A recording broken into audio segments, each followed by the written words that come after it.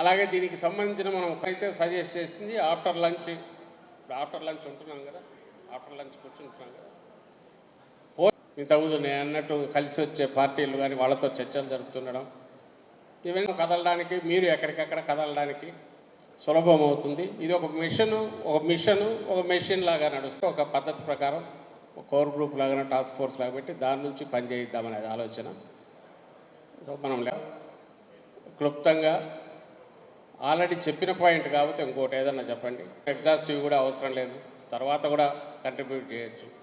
ఇప్పుడు ఇంతమంది 300 మంది పైగా కూర్చొని ప్రతి ఒక్కరి అన్నీ మనం నోట్ చేసుకున్నా లేదా రిపీట్ ఎవరైతే ఈ ఇష్యూ మీద ఇప్పటికే చేస్తున్నారో వాళ్ళు మాట్లాడడంతో పాటు జిల్లా అధ్యక్షులు మాట్లాడడంతో పాటు నోట్ చేసుకుంటారు. అందులో ఏదైనా మనం మళ్ళీ ఫర్దర్ యూజ్ చేసుకోవడానికి వీలవుతుంది కూడా ఎవరైనా ఇంట్రెస్ట్ ఉంటే. బట్ మనం ఎవరు మాట్లాడినా ఇది మన ఇంటర్నల్ మన పార్టీ సమావేశం, ఏం భవిష్యత్తులో కార్యక్రమం గురించి కార్యాచరణ గురించి ఏం చేయాలి ఎట్లా చేయాలనేది మీ ఆలోచనలు ఏమంటే అది ఏ పనైనా సరే టాస్క్ ఫోర్స్లో బాగా ఎంతమంది కలిసి వస్తే అంత మేలు. జిల్లాకు 10 మంది ఉంటే మరీ మంచిది. 10 మంది ఎందుకంటే కంటిన్యూస్ కిందికి వెళ్ళాలి కాబట్టి.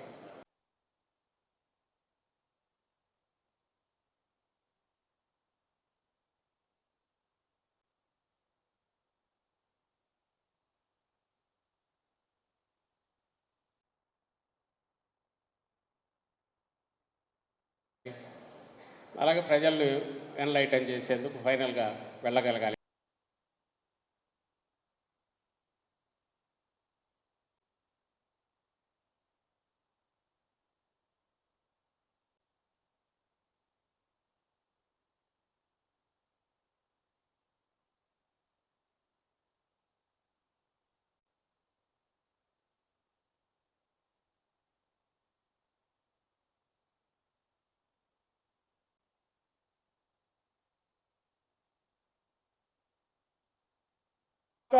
జగన్మోహన్ రెడ్డి గారి పేరు కనపడుతుంది, సర్ ఆర్థర్ కాటన్ పేరు కూడా కనపడుతుంది అన్నమాట.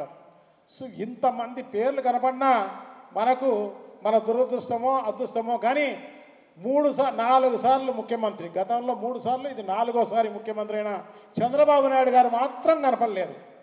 చూడండి ఆ ప్రాజెక్టులన్నీ ఒక్కసారి చూస్తే మీకే తెలిసిపోతుంది.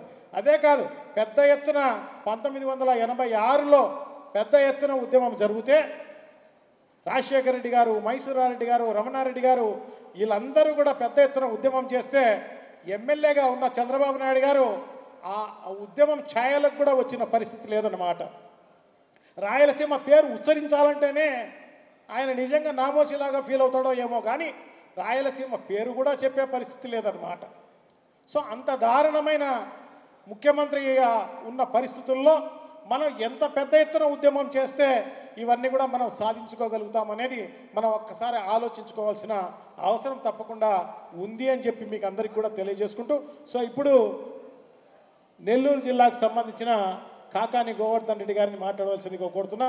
ఎందుకంటే ఈ కృష్ణా పరివాహక ప్రాంతంలో నష్టపోతే ఇప్పుడు రైస్ హబ్ లాగా ఉన్న నెల్లూరు జిల్లాను ఎంత దారుణంగా ఎడారి కాబోతోంది అనేది ఆయన మాటల్లో మనం చూస్తాం. అయితే మనం చెప్పిందే మళ్ళీ చెప్పకోకుండా కొత్త మాటలు చెప్పవలసిందిగా మిమ్మల్ని అందరినీ కోరుకుంటున్నా. అలాగే భవిష్యత్ కార్యాచరణ గురించి, ఎందుకంటే ఇప్పుడు జిల్లా అధ్యక్షుడు